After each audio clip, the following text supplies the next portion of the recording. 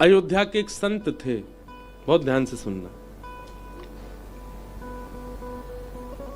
अयोध्या के एक संत थे, उनका एक नियम था, बहुत ध्यान से सुनिएगा, कि वो प्रत्यक्ष अपने ठाकुर जी की सेवा तो करते ही थे, परंतु उसके अलावा अयोध्या के छोटे छोटे बालकों को ले आते और छोटे छोटे बालकों को पीरी धोती पहना करके, बढ़िया पटका पहना के, इत्र आदि लगा के और पत्रावली का श्रृंगार करके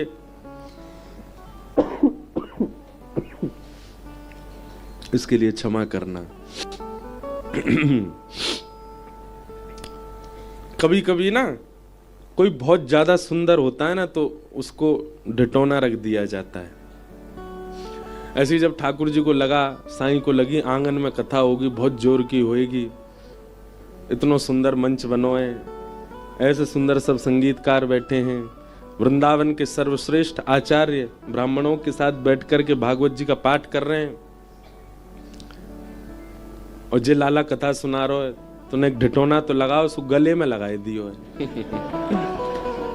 नजर नहीं लगा पूरे उत्सव। तो मैं क्या बता रहा था, एक संत थे अयोध्या में, वो अपने ठाकुर जी की सेवा करते थे, लेकिन उनका नियम था कि छोटे छोटे बालकों को ले आते और एक बालक को राम जी का रूप बना देते, सुंदर पत्रावली, खूब सुंदर पोशाक पहना देते, पटका उड़ा देते, गले में माला पहना देते और मुकुट पहना के धनुष बाण दे करके, भावना रखते ही नहीं थे कि ये कोई बालक है, प्रत्यक्ष धनुष बाण धारण करते ही इसी भावना से प्रणाम करते, मेरे राघव जी, मेरे राम जी।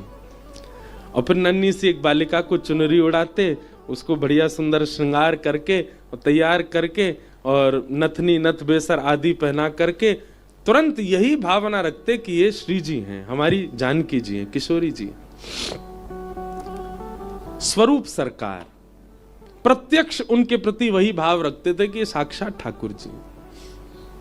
एक दिन बाबा ने बहुत सुंदर झूलो तैयार कियो, झूलो सजायो, झूला, और झूला पे दोनों स्वरूप सरकार बैठाए दिए और बैठाए करके उन्हें झुलाने लगे। अच्छा, एक हाथ से झुलाते जाएं, पद गाते जाएं, और कछु रसिक जन और उनको बैठा देते कि इनको देखते रहो, निहारते रहो, साक्षात सिया राम जी हैं, यही भावना रखी हो। और बीच बीच में दौड़ के जाते, रसोई में कछु सामग्री बनाने लग जाते। अब स्वरूप सरकार थक जाएंगे तो कुछ पवाऊंगा उन्हें।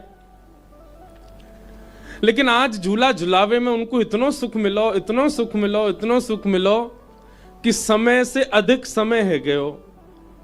आधा घंटा एक घंटा झूला झुलानो, आज झुलाते ही जा रहे हैं। इतना आनंद आ रहा हो कि झूलते रहो ठाकुर जी। झूलते झूलते जो बेचारे स्वरूप सरकार है का वो थक गए। अब जानकी जी जो ही कहीं किशोरी जी, वे तो बड़ी भोरी भारी बेचारी थक गई, फिर भी बैठी। लेकिन राम जी जो बने थे लाला, वो बड़े चंचल। उन्होंने कि बाबा रोक दो, अब थक गए हम। वो नहीं नहीं बैठे रहो, बढ़िया लग रहे हो दोनों, और मुंह को देखने में बहुत सुख मिल रहा, झूलते रहो। झुलाते गए। थोड़ी देर में वो राम जी जो थे बेचारे खींच गए। तुम रोक रहे हो कि नहीं रोक रहे? बोले मैं ना रोक रहा हूं, हम तो झुलाएंगे। और झुलाते झुलाते झुलाते सोई राम जी जो थे वो झूला पे से कूद गए चलते हुए में से। बेचारे ने गिर गिर गए तो फिर उनके नेत्र सजल है गए। राम जी को गोद में पकड़ लो, लेकिन वो बालक इतना खींच गयो, निकर के गोद में तो भागो, बोले दूर हटो मोते, और जे पकड़ो अपना मुकुट, ये लो अपने धनुष बाण, सबरी सामग्री उतार उतार के फेंक लो, मोह ना बननो।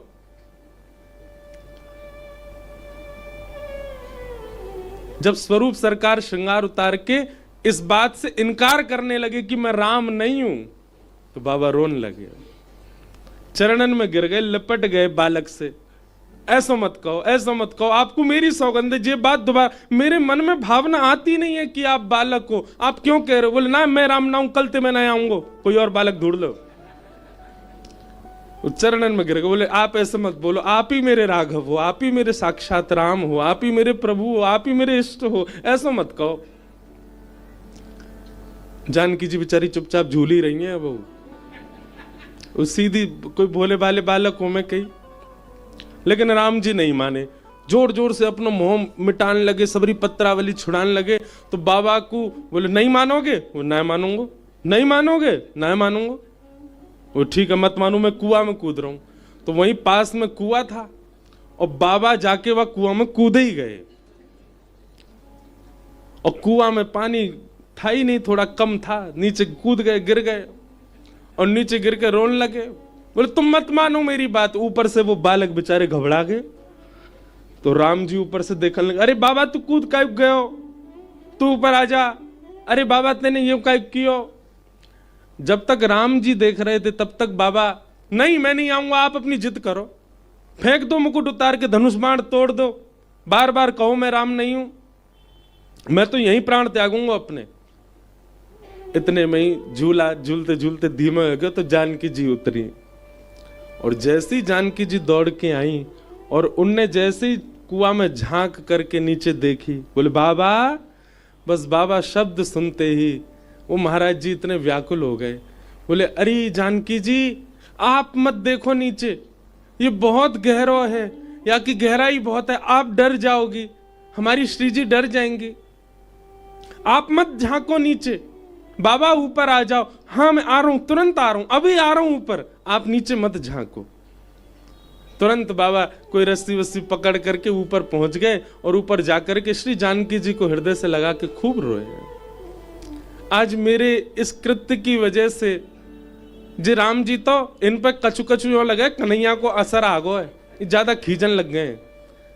पर मेरी जानकी जी आप डर तो नहीं गई, आप मत झांके करो नीचे ऐसे, कहीं आपको भय लग गया हो तो, डर लग गया हो तो फिर कैसे करूंगा। दूर बैठे सब अयोध्या के संत जन उनको दंडवत करते, प्रणाम करते, कहते बोले इनकी भावना देखो, ये साक्षात स्वरूप के प्रति ऐसा व्यवहार करते हैं जैसे मानो साक्षात सिया राम जी हैं। सब उनको वंदन करते, सब नमन करते।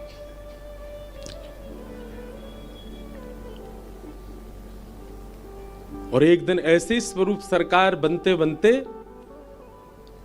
कोई अयोध्या के बालक को ले आते, स्वरूप बनाते।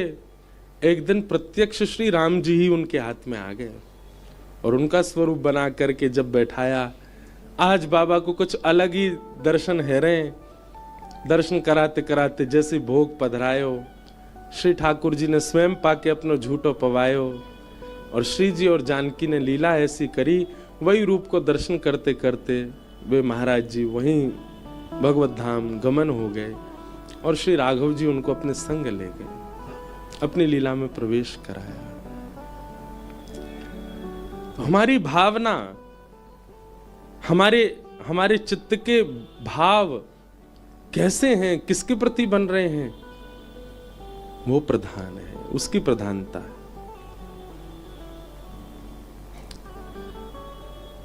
तो साईं के आंगन की ये कथा अद्भुत है।